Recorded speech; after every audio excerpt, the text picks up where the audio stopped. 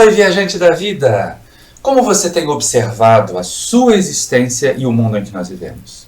Na nossa próxima viagem, nós vamos ver como a doutrina espírita nos ensina a mudar o nosso ponto de vista sobre a vida e a realidade presente.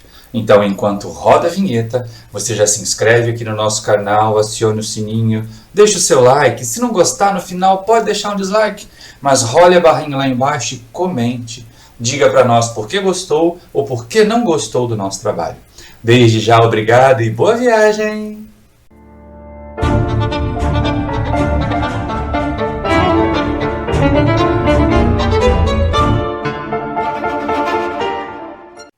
Queridos irmãos e irmãs do Centro Espírita Paulo de Tarso, que mais uma vez nós nos sintamos abraçados por Jesus, unidos ao Mestre nesse momento de trabalho.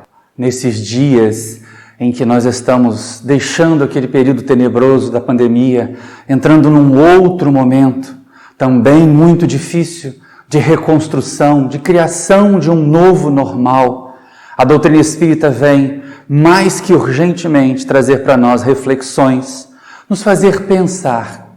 E Allan Kardec, já prevendo isso, já imaginando que as transformações que ocorreriam na nossa sociedade, no nosso planeta, em tempos futuros ao dele, acabariam nos levando a buscas, a reflexões, algumas vezes dolorosas, de que esse mundo não deu voltas, ou como dizem por aí, o nosso mundo não está dando voltas, o nosso mundo está capotando. Tamanha revolução, tamanhas mudanças estão acontecendo nesses dias que nós vivemos recentemente. E aí o capítulo 2 do Evangelho segundo o Espiritismo traz para nós algumas ideias muito oportunas para a nossa reflexão de hoje. Porque lá Kardec trabalha a questão de Jesus dizer às criaturas, o seu reino não é deste mundo. E aí muitas pessoas podem imaginar assim, então Jesus quer que todos nós vivamos no mundo espiritual. Quer que nós deixemos a terra, deixar esse mundo para lá. Tanta gente critica o mundo, tanta gente diz que o mundo não presta, que o mundo não vale nada. Mas, na verdade, cada um de nós, meus irmãos, que reencarnamos aqui no planeta Terra, temos o compromisso, temos o dever de mudar a nós mesmos, mas também de mudar o mundo em que nós vivemos. Mas a maneira como nós olhamos, a maneira como nós observamos o mundo em que nós vivemos e a maneira como nós observamos a nossa própria realidade individual faz com que muitas vezes nós deixemos de lado, nós deixemos passar a oportunidade preciosa de contribuir para o crescimento. Lá no Evangelho segundo o Espiritismo, Kardec coloca um assunto muito importante nesse capítulo 2, que vale a pena a nossa reflexão agora, neste momento em que nós estamos deixando a pandemia de coronavírus e buscando a construção de uma nova realidade. Olhar a realidade que aí está de uma forma diferente. E cada um de nós, cada colaborador, cada espírita principalmente, que tem consciência da realidade espiritual, precisa mudar a maneira de observar o mundo, precisa mudar a maneira de se olhar e olhar a realidade atual. Muitas pessoas, e lá no item o ponto de vista, Allan Kardec vai tratar disso primorosamente para nós. Muitas pessoas acham que a vida material é a única coisa que existe. A visão materialista do mundo, a visão materialista da chamada realidade, a visão materialista da nossa existência causa imensa ansiedade às criaturas. Porque para o materialista só existe o momento atual. Para o materialista, a realidade é o presente. O passado não interessa mais, porque ele não tem nada a ver, não muda mais, não tem relação nenhuma com esse passado, nem as consequências das ações do passado são responsabilidade dele. E o futuro é incerto, não existe, não acredita num futuro depois da vida material. Então, o materialista, ao olhar o mundo em que nós estamos vivendo agora, vai se tornar mais egoísta. Vai pensar primeiro em si e muito menos nas necessidades da coletividade humana que atravessa um momento de grande privação, de grande dificuldade de manutenção da vida material. E isso acaba causando mais conflitos, mais transtornos na sociedade. Existe também, como diz o codificador, a visão das religiões tradicionais. A visão de que a realidade material ela existe, ela é palpável, eles conseguem se sentir. Apesar de terem a ideia de que a vida espiritual, assim como Jesus havia dito, o reino dele não é deste mundo. Então, há uma vida espiritual nesse mestre que nós seguimos, principalmente nas doutrinas cristãs, mas também em outras doutrinas espiritualistas tradicionais, a ideia da continuidade da vida. Mas ela é uma suposição. Mas ela é um desejo de vir a ser. E muitas vezes pautamos as nossas ações, pautamos nesses credos tradicionais a nossa maneira de agir na Terra com vistas a essa realidade, a conquistar o paraíso, a conquistar uma nuvenzinha no céu, para nos sentirmos de regalos lá na vida espiritual, que não temos certeza se existe. E existe a visão espírita. Para nós, a realidade material é fato.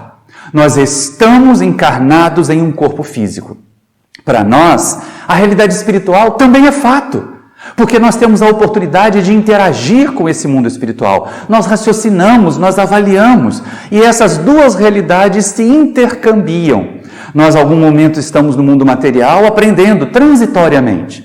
E também passamos ao mundo espiritual, nos preparando para novas jornadas, fazendo novos aprendizados, até que, como dizem os Espíritos Allan Kardec na questão 170 de O Livro dos Espíritos, não tenhamos mais necessidade de reencarnar em mundos materiais. Aí, nessa condição, chegaremos ao estado de espíritos puros, de espíritos bem-aventurados, o que necessariamente implicaria em espíritos felizes. Mas não essa felicidade estagnada, não essa felicidade contemplativa dos anjinhos tocando harpa para Deus permanentemente por toda a eternidade, que seria uma chatice.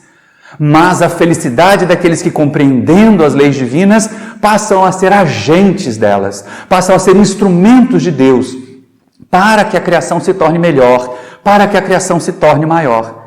E é exatamente na visão espírita que nós vamos nos focar agora. É exatamente nesta visão espírita da realidade que nós temos que ter o cuidado de não beirarmos aquela conceituação da religião tradicional, de que como a vida principal é a vida espiritual, eu posso me tornar um asceta, eu posso abandonar completamente a vida material, porque eu vou estar esperando o momento de vida com Deus, me juntar ao seio do Criador. Peraí, gente, essa ideia salvacionista tem retardado o progresso do mundo já há milênios.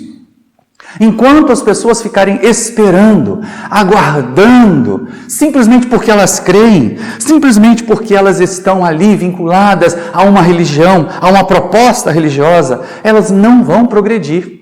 E aí entra Kardec nos itens 5 e 6 do capítulo 2 do Evangelho segundo o Espiritismo, a fazer reflexões para nós. A nos fazer perceber o seguinte: a doutrina espírita, com essas conceituações que ela traz para nós, com essa maneira nova, com esse novo ponto de vista. E essa é a grande questão. Há alguns meses, nós atravessamos os momentos mais agudos desta pandemia, que ainda não nos deixou. E aí ficávamos na incerteza, alguns trancados dentro de casa, preocupados, refletindo, se reavaliando. O que foi bom, o que foi útil para muitas pessoas que encontraram um novo caminho para a sua jornada terrena, que mudaram alguns dos seus valores, que refletiram sobre algumas coisas que são mais importantes do que apenas ter, do que apenas vivenciar experiências na matéria. Kardec começa a reflexão exatamente do ponto de vista do materialista. Para ele, todos os eventos do presente têm um impacto enorme na sua existência. Para o materialista, só existe agora. Só o ter é que importa. E quanto mais tem, mais goza. Quanto mais goza, mais feliz se sente. Mas é a felicidade da matéria. É a felicidade transitória. É a felicidade que não permanece e que vai estar sempre sombreada pela incerteza. O que vai acontecer quando esta vida material acabar? O que vai acontecer quando eu não puder mais viver neste corpo? Quando este corpo não funcionar mais e não me der mais os meios de obter prazer, de obter os regalos que a vida material oferece. E aí, lógico, ela é carregada também de um intenso sofrimento, de uma intensa ansiedade, principalmente ao se aproximar do seu termo material. Porque quando nós somos jovens, e jovens materialistas, nós nem nos preocupamos de que pode acontecer uma desencarnação, de que pode vir a morte do corpo físico. Nós estamos ocupados em garantir o melhor e o maior conforto no presente momento. Mas aí vem a visão espírita. Cada um de nós vai se tornando cada vez mais sábio, cada vez mais reflexivo. Nós falávamos, durante os momentos agudos, uma boa parte da nossa população ficou reclusa, aqueles que podiam. outros que não podiam, que trabalhavam em atividades essenciais, que combatiam a pandemia, como os nossos queridos heróis da área médica, da área da saúde, como aqueles outros heróis que garantiam o nosso abastecimento, tanto na produção dos alimentos como na chegada desses alimentos para nós. Deixemos aqui a nossa reverência a todos eles. São criaturas importantíssimas na sociedade, o que foi ótimo, porque deixamos de seguir aquelas criaturas que apenas representavam um papel e passamos a observar os verdadeiros heróis da sociedade, as verdadeiras contribuições significativas para o bem-estar coletivo, o que já é um grande passo para a fraternidade, o que já é um grande passo para olhar o outro com outra ótica, e não como um competidor, não como um rival, mas como alguém de quem nós necessitamos para poder ter uma vida pacificada, para poder ter uma vida harmoniosa aqui na Terra. E aí Allan Kardec coloca, para aquele que concentra tudo na vida material, para aquele cujo ponto de vista está no vale, que apenas observa o momento que vive, todas as coisas têm um impacto enorme. Então é necessário mudar a maneira de observar a vida. A observação da imortalidade, a certeza de que nós somos seres imortais, ela garante para nós a convicção de que esse momento aflitivo que nós vivemos, ele será passageiro. De que esse momento de confusão, de algumas vezes até convulsão social que pode acontecer, porque da mesma maneira como nós tivemos os sensatos que ficaram em casa quando podiam ficar em casa, os grandes heróis contribuintes da sociedade que iam ao trabalho, que iam às suas atividades porque elas eram essenciais, nós tínhamos algumas criaturas inconsequentes, inconscientes, que procuravam quebrar todo esse tipo de esforço para conter uma enfermidade tão grave, colocando-se como seguidores cegos dos seus mitos, dos seus líderes, que acabaram conduzindo as suas populações a grandes perdas, a grande sofrimento, como nós vamos contabilizar, e só a história vai poder referenciar verdadeiramente. Porque enquanto nós estamos vivendo a história, ela nos parece tão confusa, ela nos parece tão diferente daquilo que futuramente será observado pelas gerações que nos seguirem. Mas voltando à nossa questão, voltando ao nosso assunto, aquelas criaturas que começam a se elevar, que saem um pouquinho do ramerrão material, que começam a se reconhecer como espíritos imortais. Algumas vezes, essas criaturas, elas conseguem o conforto, a consolação de perceber o seguinte: é apenas mais um momento. Imaginemos nós espíritas, né? Nós sabemos que já tivemos outras existências. Quantos de nós já estivemos aqui na Terra, talvez reencarnados, naqueles tempos primitivos, em que simplesmente se alimentar era o trabalho diário? Quantos de nós estivemos encarnados em momentos em que grandes pestes graçaram, ceifaram vidas, na Idade Média, por exemplo? Até mesmo a pandemia que ocorreu de gripe espanhola um século atrás, quantos de nós podíamos estar encarnados ali e padecido dela? E aqui estamos de novo. Então, para o espírita, essa sensação da imortalidade, essa perspectiva de poder começar de novo, sim, todos nós vamos começar de novo. Todos nós vamos repetir experiências.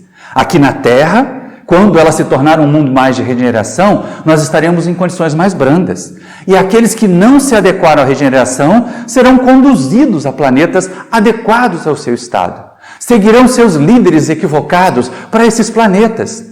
Ontem, numa reflexão com um companheiro espírita a respeito desse momento confuso, nós colocamos a seguinte questão: muitas das criaturas que hoje, mesmo sendo espíritas, se colocaram em condições equivocadas, se colocaram contrárias ao progresso, se colocaram contra as convicções da ciência, elas irão habitar um outro planeta de provas e expiações, bem lá no seu comecinho.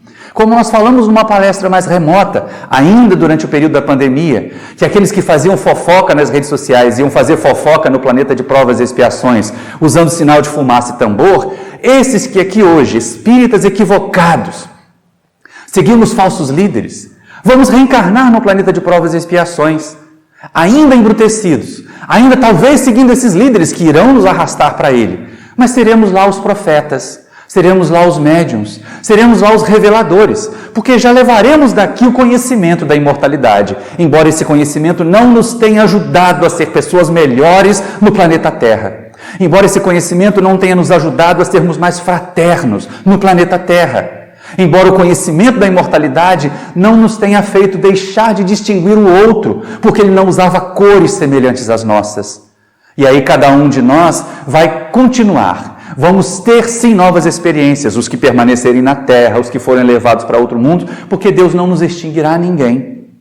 Nenhum de nós deixará de existir, simplesmente porque não evoluiu o suficiente deste planeta. Migraremos para outro. Enfrentaremos mais dificuldades? É bem verdade, enfrentaremos mais dificuldades. Mas, é lógico, não deixaremos de progredir.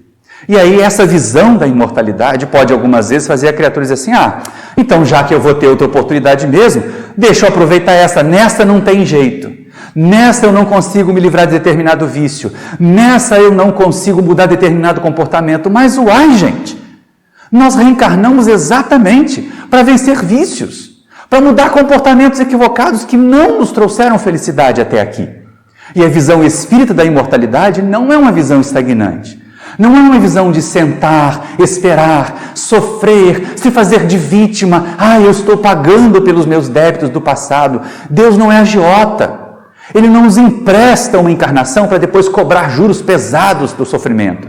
Ao contrário, cada encarnação é uma matrícula numa escola bendita. E se nós não aproveitarmos essa escola, teremos que mudar para uma escola mais precária no começo, que caberá a cada um de nós, lá nesta nova escola, realizar as reformas, realizar as transformações que transformem aquela nova escola num mundo melhor.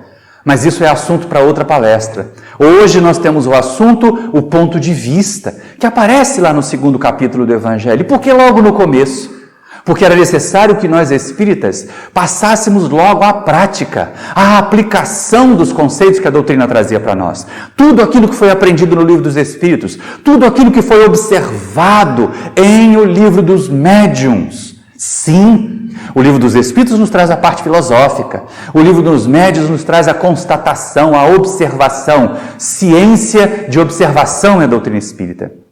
E será no Evangelho segundo o Espiritismo que Allan Kardec vai enfeixar esses dois pilares, no 3º pilar das aplicações morais, das aplicações éticas, dos ensinos de Jesus. E quando Jesus diz, o meu reino não é deste mundo, quando a doutrina espírita nos convida a olhar este mundo sob uma nova ótica, não nos sugere abandoná-lo, não nos sugere sequer nos abandonarmos.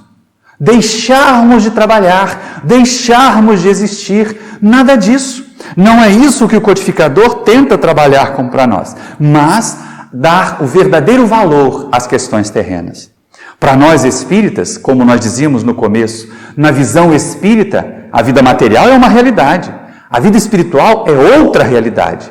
E nós passamos e vivemos essas duas facetas da realidade da vida espiritual por um processo de progresso no nosso crescimento espiritual. Então, logicamente, nenhum de nós veio aqui a passeio, nenhum de nós veio aqui a descansar. Deixamos de lado aquele comportamento vicioso que arrastamos por milênios, e milênios de cristianismo já, 2000 anos pelo menos, em que as criaturas ficam a esperar a salvação, em vez de serem as salvadoras delas mesmas.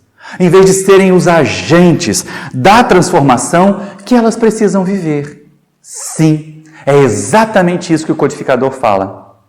Usa até um símbolo interessante, porque aquele que se eleva ao cume de um monte percebe nitidamente os caminhos que percorreu, percebe nitidamente as peripécias que venceu, as dificuldades que superou, e porque reconhece que superou, se sente também capaz de superar outras. Nós estamos vivendo coletivamente este momento de desafio.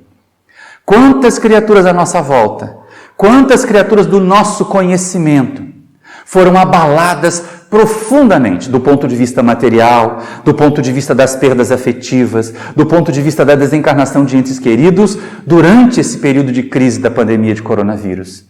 E o que temos feito para diminuir-lhes o sofrimento?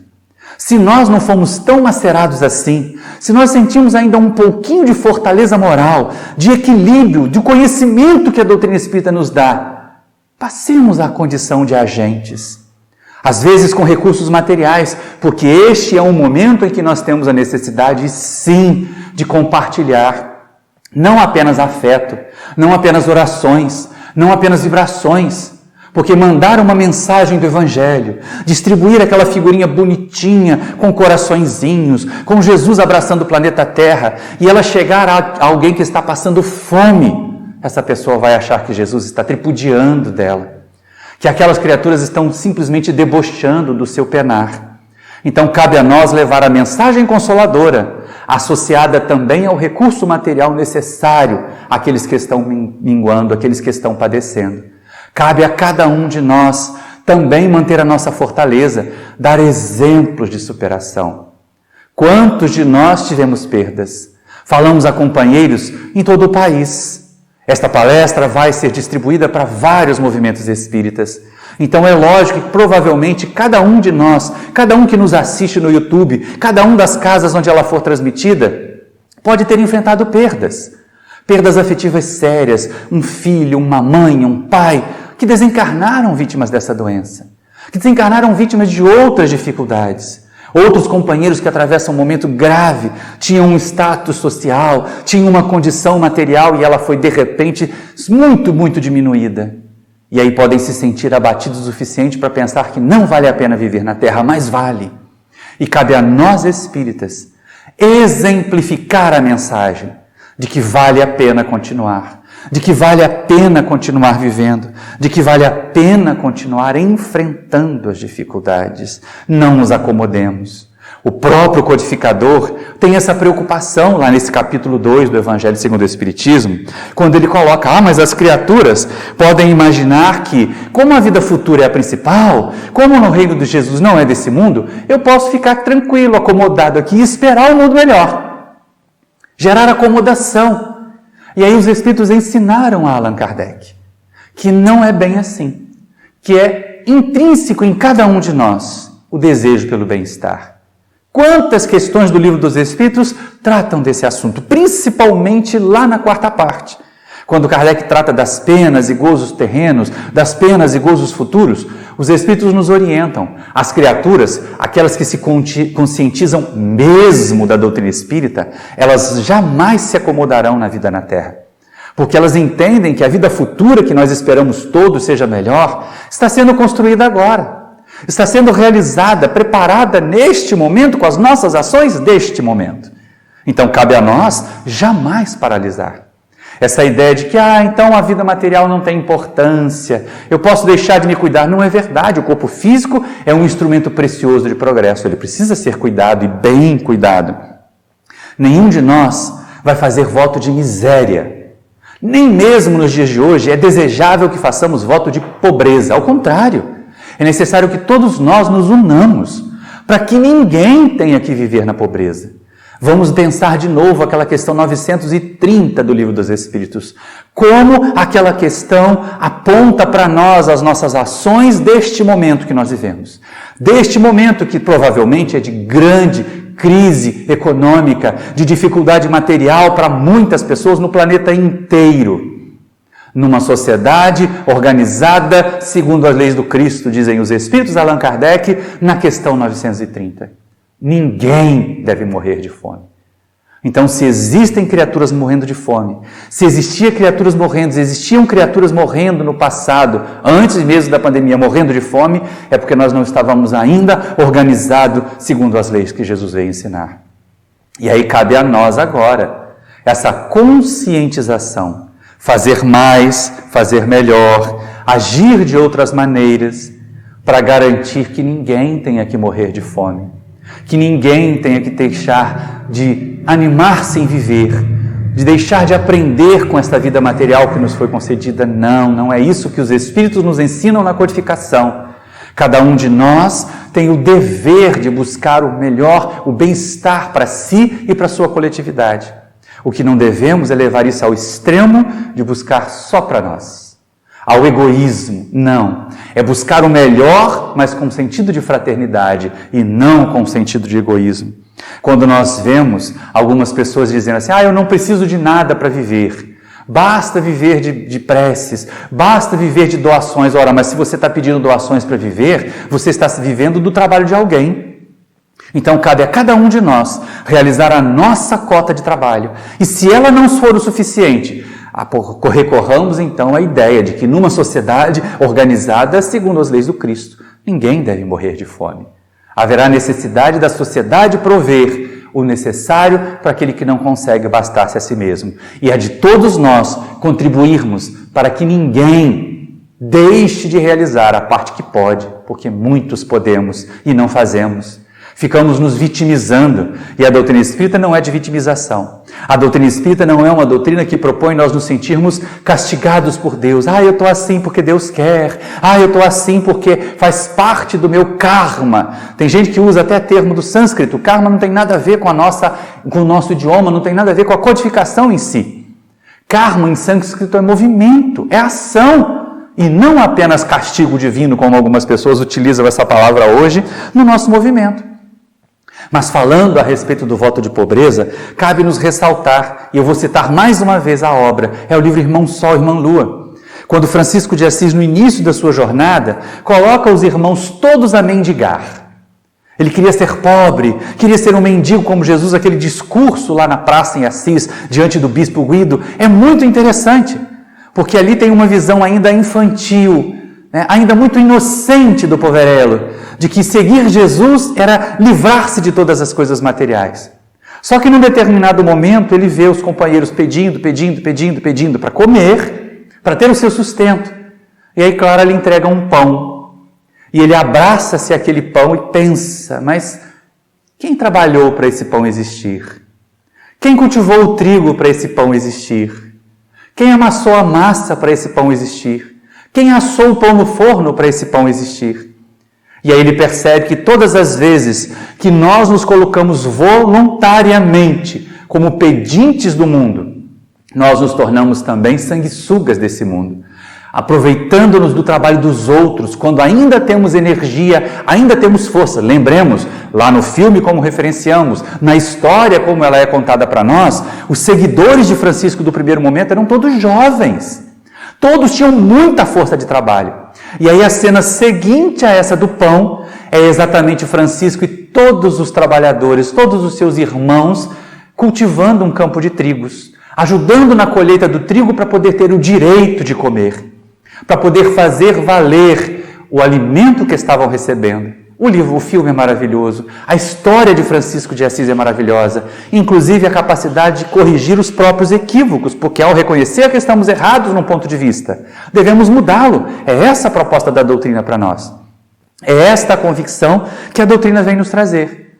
E aí, relativizando a importância das questões materiais, nós não vamos abandonar a vida material. O progresso não deixará de existir. Kardec ainda diz assim, não há ninguém que vendo um espinho sob a sua mão, não atire para não se picar. Porque nós não queremos o sofrimento, nós não gostamos e é bom que não gostemos.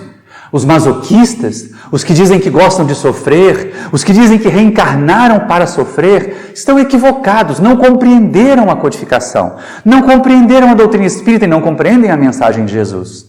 Por isso, cada um de nós deve ser um construtor, mas ela é relativa. A importância das coisas materiais, ela é relativa. E aí, lógico, nós vamos querer estar o melhor possível, mas possível, e não observar e ansiar aquilo que os outros já conseguiram, seja de forma lícita ou ilícita. Nós temos um vídeo no canal do Centro Espírita Paulo de Tarso, em que nós falamos exatamente sobre isso, ter ou não ter, eis a questão. Porque muitas criaturas ficam imaginando que elas deveriam ter, elas deveriam receber da sociedade, ou então que os bens materiais são nocivos, são eles que vão nos impedir de chegar à felicidade, e nenhuma coisa nem outra está certa. Mas cabe a visita lá ao canal do Centro Espírita Paulo de Tarso, para que nós possamos ver a série de vídeos curtinhos que foram colocadas lá, principalmente durante aquele momento mais agudo da pandemia, em que nós estávamos em trabalho remoto, em que nós estávamos fazendo as nossas atividades doutrinárias a partir dos nossos lares, ou em situações de casa espírita fechada, como nós estamos gravando a palestra de hoje. E é interessante, porque a doutrina espírita vai sempre nos orientando. Se as questões materiais são menos relevantes, se as questões materiais são menos importantes, para que brigar? Para que discutir posições? Para que discutir convicções políticas? Não é melhor nós fazermos ouvidos moucos, Fingir que não ouvimos uma atrocidade que foi nos dita, que foi deixada nas nossas redes sociais. Vamos lá e apaga. Se a criatura se torna inconveniente demais, a gente deixa ela de lado. Põe na geladeira, né? Ou usa aquele botãozinho do bloquear. Pronto, resolveu a presença obsessiva. Ah, sim, é verdade. Porque essas criaturas que se aproximam para insuflar pensamentos negativos, para insuflar pessimismo, para nos agitar interiormente, elas são obsessores encarnados. E da mesma maneira como nos é sugerido na terapêutica da desobsessão, quando um espírito desencarnado está a nos sugerir permanentemente pensamentos ruins, pensamentos equivocados, até pensamentos de suicídio, que nós fechemos a nossa mente para esse espírito, que nós bloqueemos o pensamento desse espírito e não deixemos que ele chegue até nós, nas redes sociais a mesma coisa. Na nossa convivência a mesma coisa. Sejamos seletivos. Por enquanto, não nos é possível viver amorosa e fraternalmente com todas as criaturas. Então, privilegiemos a oportunidade de convivência construtiva. Isso não quer dizer repelir o outro. Isso não quer dizer segregar os inconvenientes, até porque Jesus nos ensina. Não são os sãos que precisam de médico. Se nós apenas formos amorosos e fraternos com os companheiros que pensam como nós, aqueles que não pensam como nós continuarão nos detestando. É necessário, então, agir para com eles, de forma diferente da que eles agem para conosco. Mas nós não precisamos compartilhar todas as ações da nossa vida com essas criaturas, principalmente se notarmos nelas a má vontade que Jesus notou nos fariseus, nos escribas do seu tempo, que eram meros discutidores, que eram criaturas que não estavam interessadas de maneira alguma em aprender o que o Mestre veio ensinar. Tanto que daquele monte de fariseus todos que testavam a paciência de Jesus, apenas 2, na presença do Mestre, se colocaram em condição de aprender. Nicodemos, que foi procurar o Mestre na calada da noite, porque ele não queria comprometer a sua posição de fariseu, e aparece a figura de José de Arimateia, que também era fariseu e que empresta o local onde o corpo de Jesus foi sepultado. Aparece nos Atos dos Apóstolos um outro fariseu importantíssimo, que educou, que preparou Saulo para que ele depois fosse também rabino. E ele, ao reconhecer a mensagem de Jesus, Gamaliel a abraça. E é das raras vozes que no Sinédrio defende Jesus. É das raras vozes que, em meio a tantos opositores, a tantas criaturas que queriam desperdiçar tempo, a tantas criaturas que defendiam apenas as suas próprias bandeiras, a sua maneira de ver, Gamaliel diz que não sejamos nós encontrados a combater contra Deus. Porque se a mensagem desse homem, Jesus, vem de Deus, estaremos combatendo-a. Se não vem, ela se perderá, se extinguirá facilmente, como tantas outras já apareceram e já se extinguiram. E olha a sabedoria desse Gamaliel, né? Olha como ele se coloca para nós, como aquela criatura que, mesmo tendo posições diferentes, abre mão dos seus pontos de vista para abraçar um outro ponto de vista que seja mais consolador, que seja mais retificador das nossas ações. Corrigir-nos não é errado. Reconhecer que erramos não é errado. Ficarmos nos flagelando, eu errei, como eu sou infeliz, como eu sou imperfeito, isso é errado. Então, nas nossas discussões do dia a dia, na nossa convivência, vamos pensar uma frase que um companheiro nosso muito querido lá de Volta Redonda falou uma vez: eu prefiro ser feliz do que ter razão. Então, diante de um tolo, diante de uma criatura encarniçada demais dos seus pontos de vista, não fiquemos gastando tempo a rebatê-la. Sigamos vivendo, façamos a nossa parte. Como tenho falado em outras palestras, sejamos nós livros vivos, onde as pessoas possam ler os ensinos de Jesus, onde as pessoas possam ler os ensinamentos da doutrina espírita. Aí sim nós estaremos cumprindo o nosso papel aqui na Terra. Possuir não é pecado. O pecado que não existe em termos de doutrina espírita, mas o equívoco, o erro no alvo, que é o sentido da palavra pecado, para nós espíritas é acharmos que eu só vou ser feliz e poder trabalhar quando eu tiver. Só vou poder colaborar, fazer caridade, quando não me faltar nada em casa. Quando, na verdade, aquela passagem do Evangelho, do óbolo da viúva, demonstra exatamente o contrário. Nós nos sentimos muito mais vigorosos, nós sintonizamos muito mais com o mundo espiritual superior quando nós aprendemos a compartilhar, mesmo daquilo que possa nos fazer falta. E olha que hoje em dia só se pede que nós abramos mão daquilo que nos é supérfluo. Mas nesses momentos, pode ser que nós tenhamos que dividir o pão. Mas essa é a mensagem verdadeira de Jesus. Não é a de acumular, não é de nos tornarmos bem-sucedidos na matéria. Esta é a percepção de Jesus de que o seu reino, um reino de amor, um reino de paz, um reino de compreensão, um reino de fraternidade, um reino de entendimento entre todos, ainda não existe no planeta Terra por causa do egoísmo. Por causa daquela chaga radical, como ela é apresentada para nós, na questão 913 do Livro dos Espíritos. E com que tristeza os Espíritos falam aquela resposta na questão 913. Porque é do egoísmo que nascem todos os outros males. E ao mudar o nosso ponto de vista, ao olharmos a vida como seres imortais, como espíritos, que motivos nós teremos para ser egoístas? Se hoje nós nos reconhecemos numa condição mais precária e podemos ter de outras existências condições privilegiadas que não foram aproveitadas, nós devemos nos sentir responsáveis para usar correta e adequadamente aquilo que já podemos, para conquistar o que for necessário, apenas o necessário, fazendo referência a uma animação, porque a gente que é pai de filho pequeno pode ver desenho animado sem culpa nenhuma, como eu costumo dizer também. Existe no desenho Mowgli o personagem Balu, e ele faz uma observação importante: quantas criaturas se afligem pelo extraordinário, por ir além, quando na verdade nos é proposto ter o necessário. E Mohandas Karamchand Gandhi costumava dizer que a Terra é suficiente para prover as necessidades de todos. O que ela não tem condições é de atender à ganância de alguns.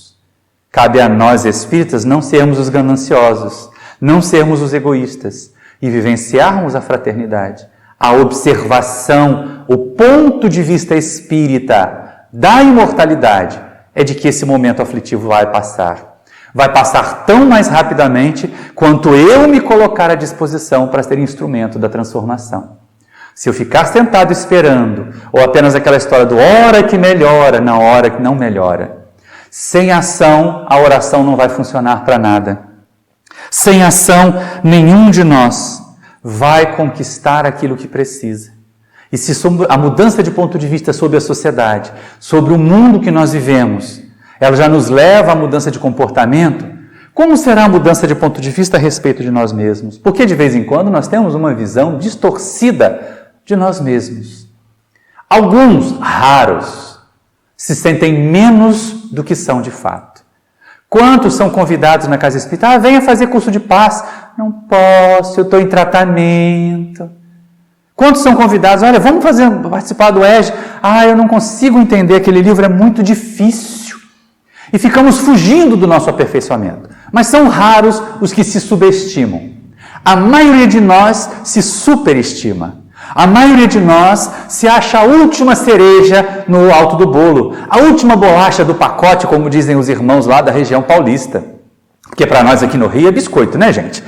E aí a gente começa a entender o seguinte: nós nem somos tão ruins quanto algumas vezes pensamos, nem tão bons quanto a maioria das vezes nos julgamos.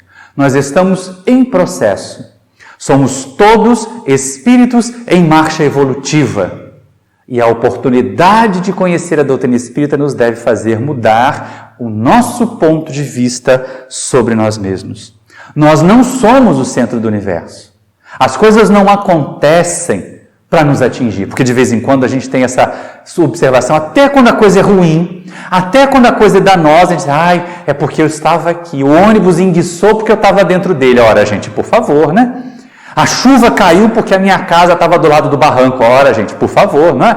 A chuva ia cair mesmo, está lá no Livro dos Espíritos.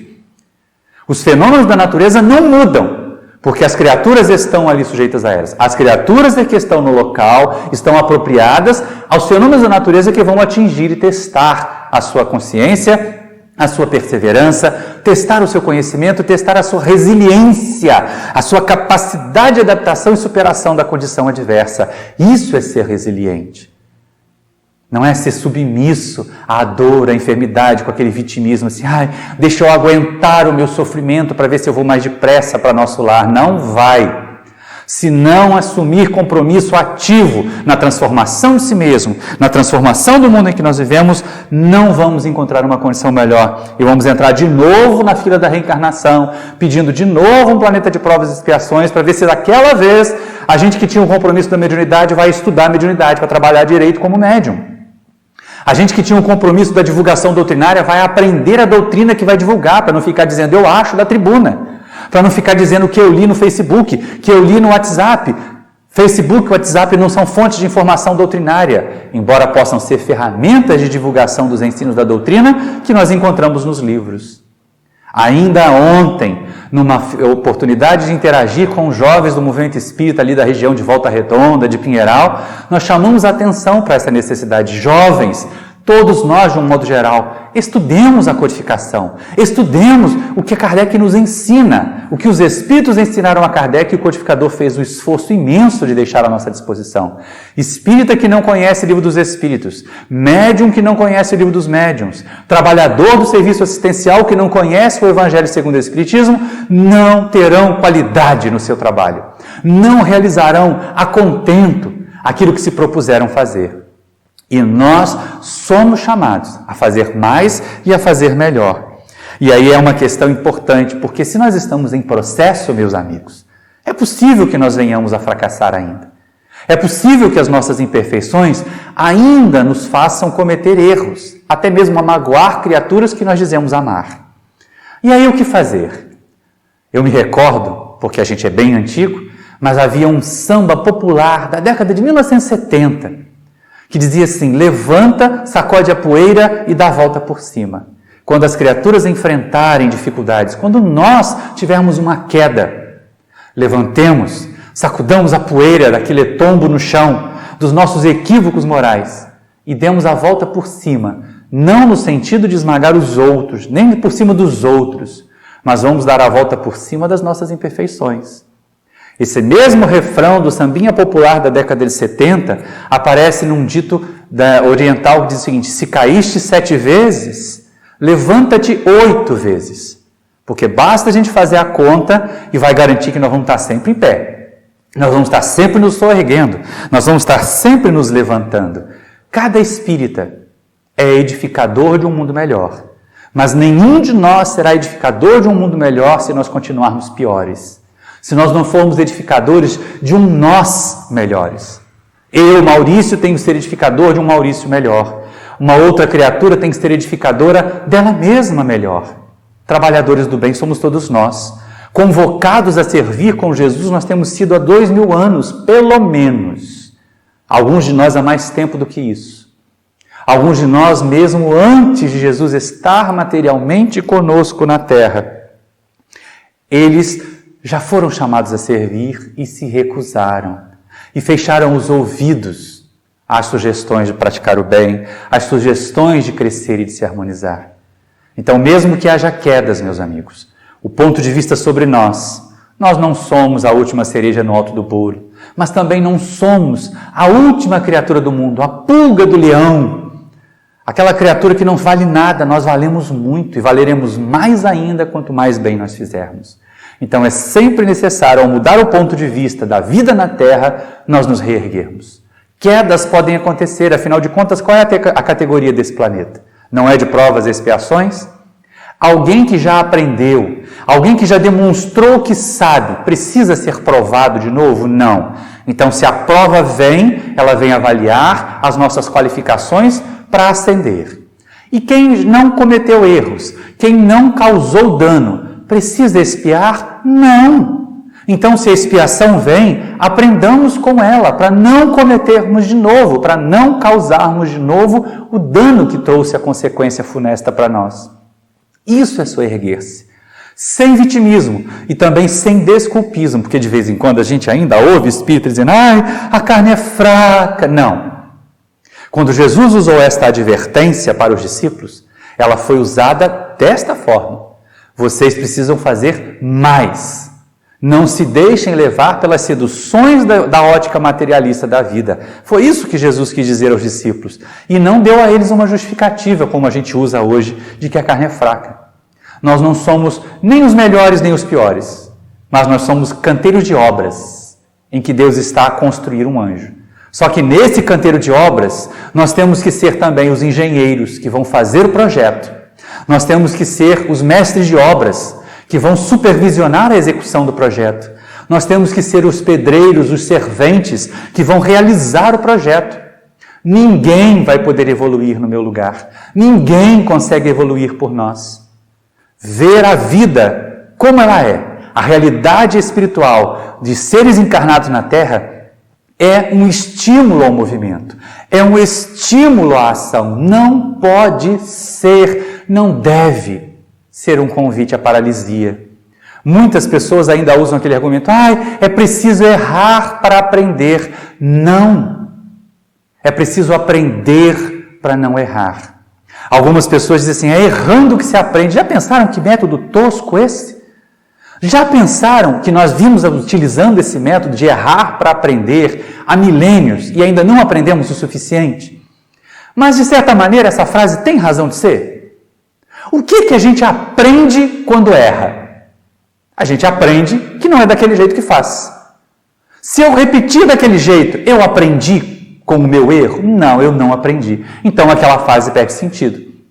Ela só tem sentido quando eu aprendo como não fazer. Não repito mais aquela receita velha para chegar no bolo amargo, para chegar no alimento envenenado que eu mesmo conduzi para mim, que eu mesmo construí para mim. Não. A proposta da espiritualidade é outra, que nós sigamos por caminhos diferentes, que nós sigamos por rumos diversos desse. Não nos iludamos, meus amigos. Olhar o mundo com a ótica espírita em primeiro lugar, a da imortalidade, com objetividade, com responsabilidade, aquela em que nós somos espíritos, em que nós estamos sim sujeitos à lei divina, mas que nós somos instrumentos para que a lei divina se cumpra em nós, para que a lei divina se cumpra em nosso planeta, é o que nos deve trazer energia para realizar as tarefas que nos cabem. Caminhando já para o encerramento dessa nossa palestra, nós vamos considerar, passou esse momento complicado, o que eu aprendi com ele? Será que o tempo em que eu estive recluso em casa, eu aprendi a valorizar mais a paciência e a tolerância na convivência? Ou eu apenas virei uma bolha explosiva que qualquer coisa, pela ansiedade, por não me sentir atendido nos meus anseios, por não ter a liberdade que eu julgava que tinha, eu passei a descarregar a minha frustração, a minha ansiedade em cima dos parentes e amigos que estavam enclausurados dentro de casa comigo? Quando eu tive a necessidade de buscar o trabalho, de refazer ou de observar então que nesse momento os meus ganhos são menores do que eram antes desse problema. Será que eu aprendi a economizar? Será que eu aprendi a diferença entre necessário e supérfluo? Está lá no Livro dos Espíritos. Só seremos felizes quando aprendermos a nos contentar, como diria o Balu lá no filme do Mogli, como necessário, porque o extraordinário é demais. E aquilo que sobeja para nós, certamente deve estar faltando para alguém. Ainda que seja uma propriedade adquirida pela força do nosso trabalho, se nós apenas acumulamos para ter, sem qualquer uso útil disso, nós também somos elementos nocivos na sociedade. De volta à questão 930, olhemos em torno. Existe alguém nesta sociedade que nós queremos que seja regida segundo as leis do Cristo. Nesse momento em que eu gostaria de me sentir instrumento de Jesus para que a paz se estabeleça na terra, será que existe alguém que está prestes a morrer de fome e que eu posso contribuir de alguma maneira para que isso não aconteça? Ou oferecendo uma oportunidade de trabalho, ou oferecendo gêneros para que essa pessoa não passe pela privação mais extrema? Ou juntando as minhas forças, as minhas capacidades, porque às vezes nós não temos sozinhos a condição de prover as necessidades dos nossos semelhantes que estão em situação mais precária do que a nossa.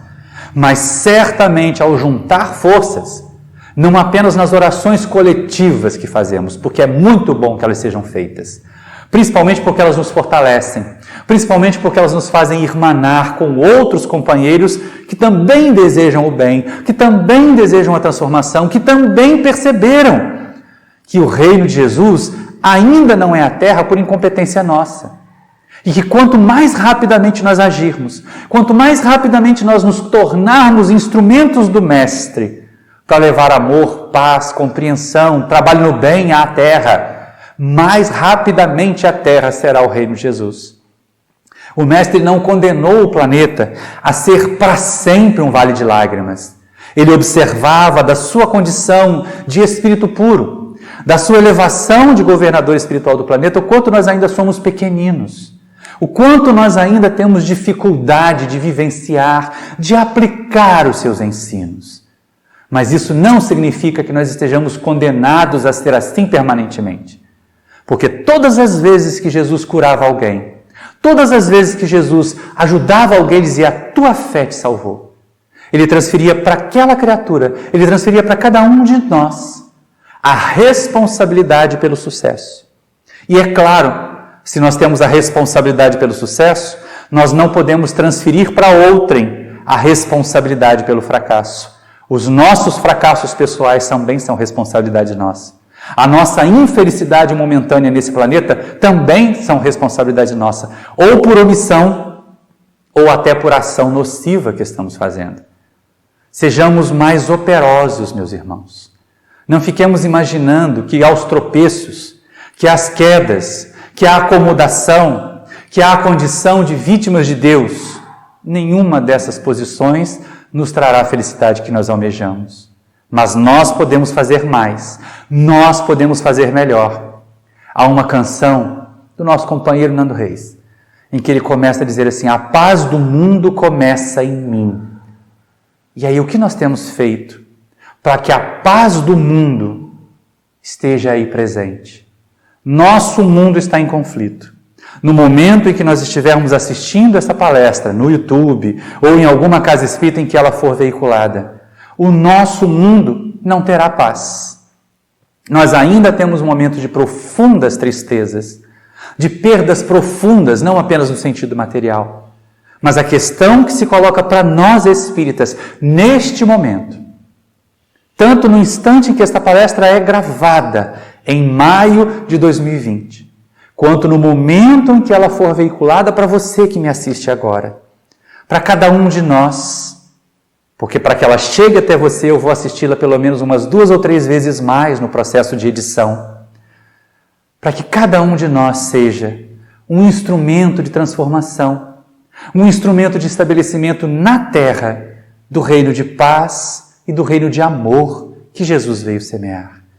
Muita paz a todos, meus amigos, mas não a paz estagnada do mar morto, mas sim a paz do rio, que segue o seu fluxo e que em meio da caminhada encontra uma barragem.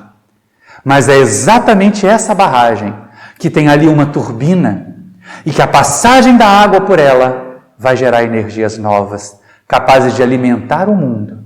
Sejamos nós, meus irmãos espíritas, amigos de todas as regiões para onde esta palestra for. Sejamos nós instrumentos da paz e instrumentos do amor de Jesus. Que Deus nos abençoe. Muita paz a todos.